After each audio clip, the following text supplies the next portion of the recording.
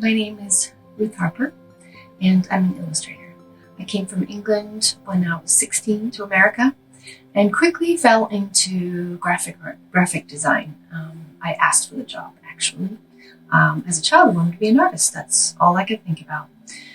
So I became a graphic designer, did that for quite a few years. It wasn't until I had a baby, my first little girl, that I poured myself into picture books with her, and we fell in love. It was amazing. I literally sat there every day with her, reading hours, and decided this is what I need to do.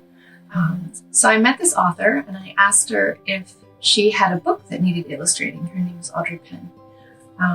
She did, and sure enough, I illustrated my first book, knowing nothing, with no internet and no books to rely on. But it wasn't a bad thing. It turned out pretty well. It was the crossroads of my career, if you will. So from there, I spent many years learning, developing my skills, joined organization, did everything I could, because picture books is my future, like it is your future. Well, one day I got an email from my agent, and Kane Miller had approached and asked if I would illustrate a book for them. Now, oh my gosh, so I remember us reading books as a kid, and a New Band family is a big deal. So I was super excited, and they sent the manuscript along. It was from Eric Odie, a poetry book.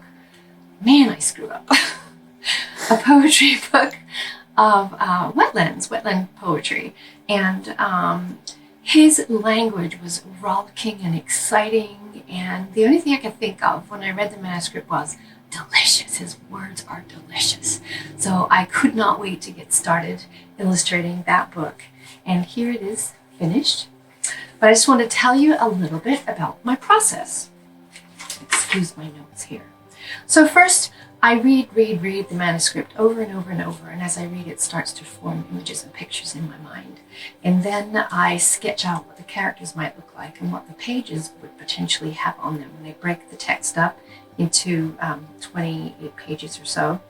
Then I start gathering photographs, and I fill I get so many photographs, it's ridiculous. And I start looking at different ones and seeing how I might put them, use pieces and parts of them and put them into images. Then I sketch a storyboard out in thumbnail size sketches, and I have 32 pages out, and I sketch what might be literally from page 1 to page 32 in a very small format.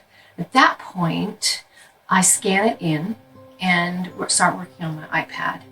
And I just refine those pictures, blow them up a bit more and more and more, get them a little bigger and bigger, so that you can tell what's on each page. And I send that to the publisher.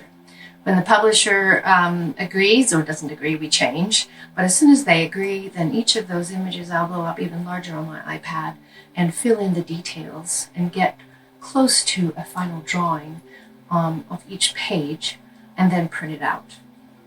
After that, I trace it onto my watercolor paper, and from there it's all about paint. At this point, I've already decided my colors, and they start to hit the paper, and that's when I am most happy, when I can feel paint. You who believe powerfully in literacy, I applaud you. You hold out a certain kind of life to the young, and I don't think there's anything more important. In these uncertain times, one thing is certain: children will always need books.